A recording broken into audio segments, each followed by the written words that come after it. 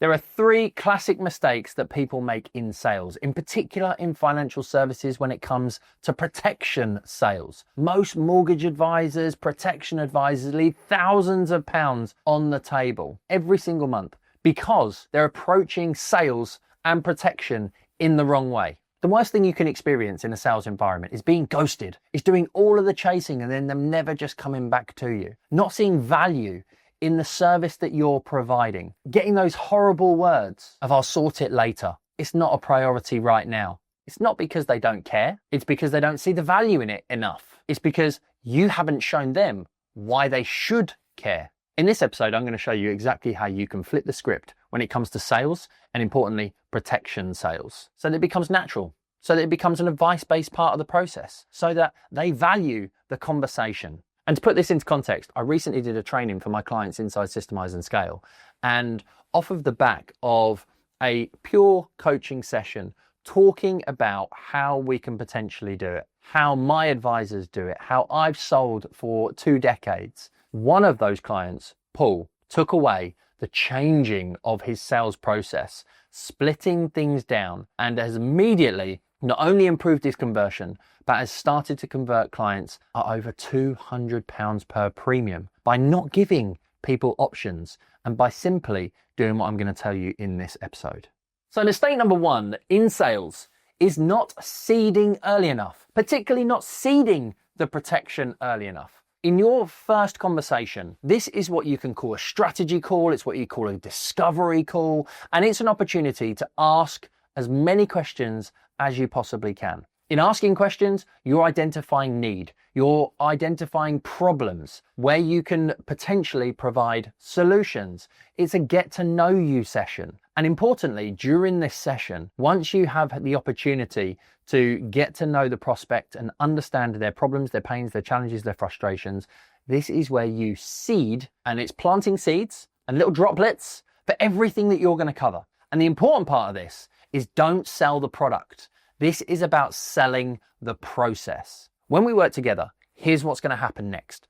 I'm going to get some documentation. I'm going to have a secondary appointment with you. During the course of that appointment, we're going to talk about all of these things, how you may be left with the home and not be left with the debt. We're going to go through this step, this step, this step. I'm going to require these documents and getting things like yes as an answer to every single point. There is a thing called a yes set, whereby if you say to somebody, "Can you get your passport?" Yes. "Have you got a driver's license?" Yes. "Can you give me it? Because I'm going to need it to prove your address." Yes. "Are you able to put your hands on the last 3 months worth of bank statements?" Yes. "Can you get your credit report for me?" Yes. "Are you able to put me in touch with your accountant?" Yes. The more times that you can get a prospect to say yes, the more chances are they will likely buy, because their mind is being preconditioned without them knowing it into saying yes. Simple sales tactic that you can put into place right now today. So by the end of that conversation, you should have got all the information that you need. You should have identified pains, problems, challenges, fears, and frustrations. You should have laid out your process in which, in that process, you have basically told them all of the steps that they're going to go through and all of the products without mentioning the products that you're going to be talking about. So we will have a secondary conversation. And during that conversation, we will talk about how you may be left with the home and not with the debt. We're going to talk about what would happen if you were ill. We're going to talk about what would happen if you were sick, if you were unable to work, and if you couldn't pay this new mortgage that you're going to take out. Is that going to be okay? Yes. Now you've opened the door. And guess what? When you do get your mortgage, and we know we can get the mortgage, I'm going to make sure that you've got the best solicitor to handle everything for you. And when you move in, I'm going to give you the most amazing home insurance that makes sure that should anything go wrong, one of your kids goes and spills the paint on the floor whilst you're trying to decorate the wall, that you're going to get paid out should that eventuality happen. Does that sound good? Yes. That is the purpose of the whole call. And when will you become a client of mine? I'm going to make sure that you're always on the best interest rate. We're going to be in a long-term relationship together where if you want to buy another house, if you want to release more equity, I'll take care of all of that for you. Does that sound good? Yes. That's the purpose of the first conversation. If you get that bit right, that is the foundation to maximizing your conversions, to getting the clients buy-in, to making them feel heard, to building a huge amount of trust. Most of your energy and effort should go into that first conversation.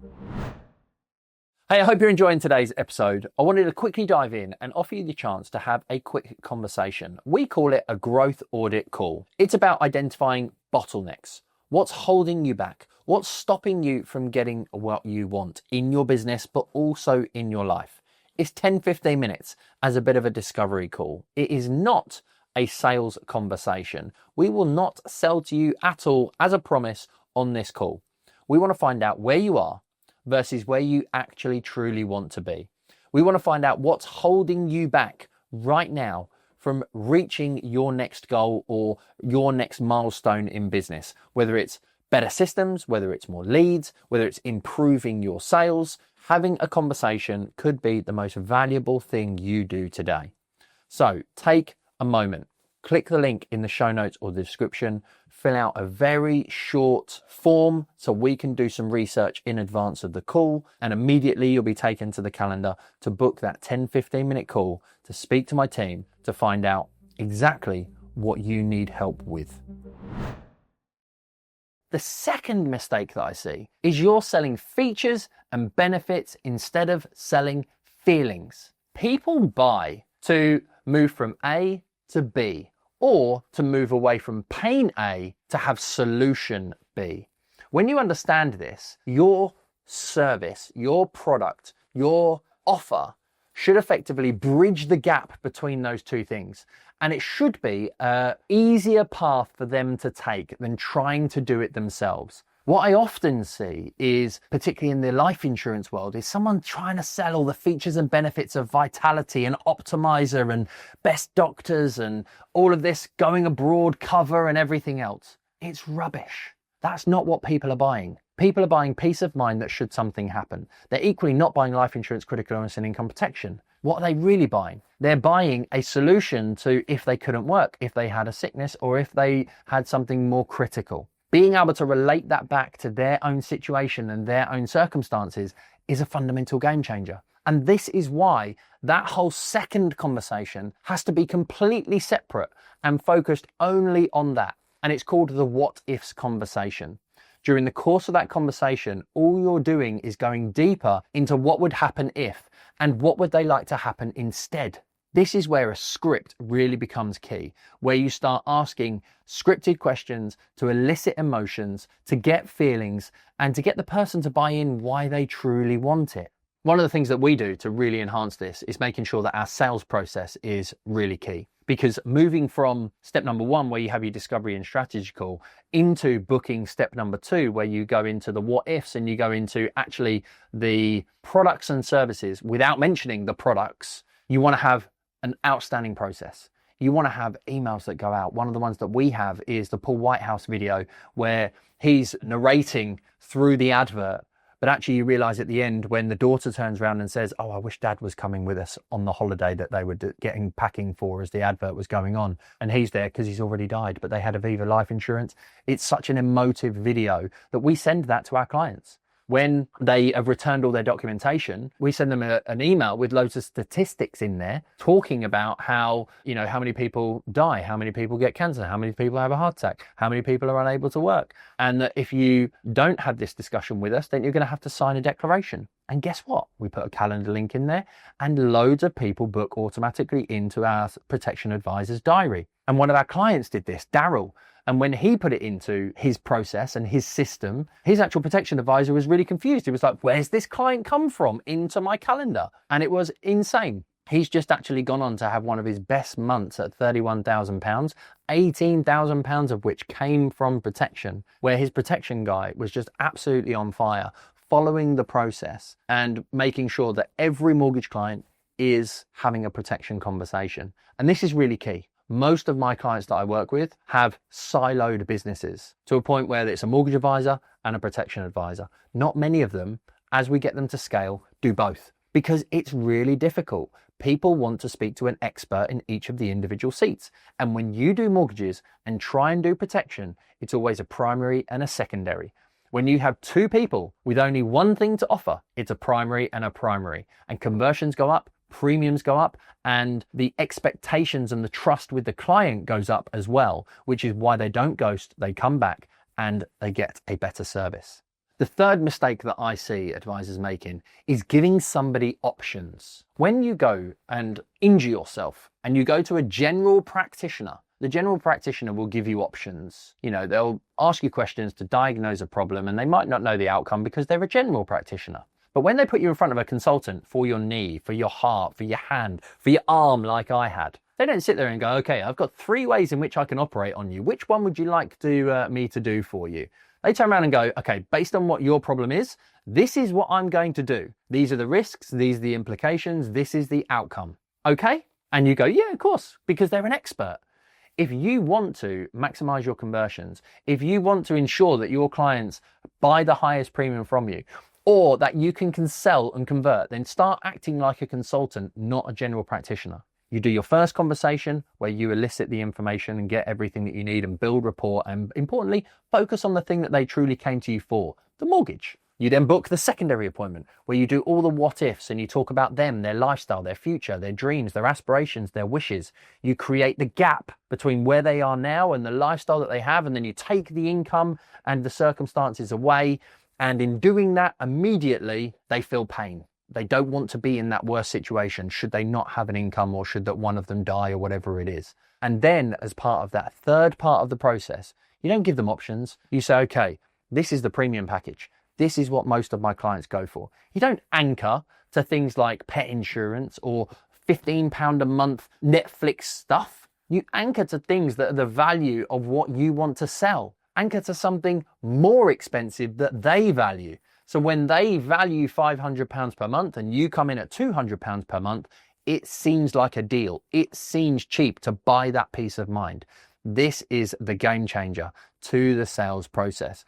And if they can't afford that option or they don't value that option, okay, what do you want to sacrifice? And then you start to ski downhill. And by the end of that conversation, which would technically be probably your third conversation, because this is the recommendation, they've funneled down to what they want to purchase and what they want to buy, what they deem to be affordable. And that truly changes the game because there's less time involved. You're not chasing. They've got a recommendation. They know what they're buying. Giving people options increases sales friction. And you don't want to do that. You're an expert. Tell people what they need and you will make more money as a result. And your clients will get a better service, better outcomes, and they will refer to you much more consistently. So what I'd like you to do is go and audit your sales process, your customer journey. Most of our clients that join us, we get them to focus not just on systemizing their business, not just on building new audiences and new authority. You know, we can pummel new leads into a process and into a system and into a machine. But if the bucket's leaky, it's a waste of time. If they get the appointments and they can't convert, it's a waste of time. We're able to increase our clients' conversions and equally increase the premiums that 9 times out of 10, they make their money back within the first few weeks just by implementing the sales tactics that we teach. Game changer.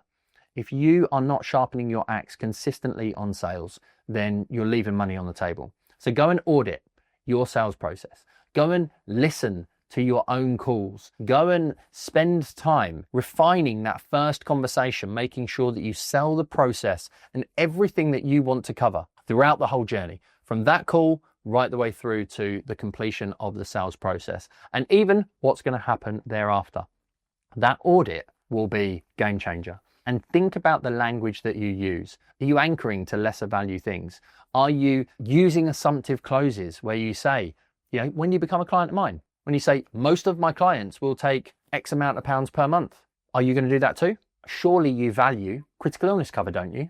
That is confidence. That is seeding in their own minds. That is sales. So audit your language. And in doing the third piece, if you really want to go into it, is looking at your customer journey, looking at your automations, looking at your emails, looking at the sequences, looking at what's going out. I created 5 emails for my brokerage that go out as part of our automated journey. I gave them away for free on social media. They've been downloaded by hundreds of advisors.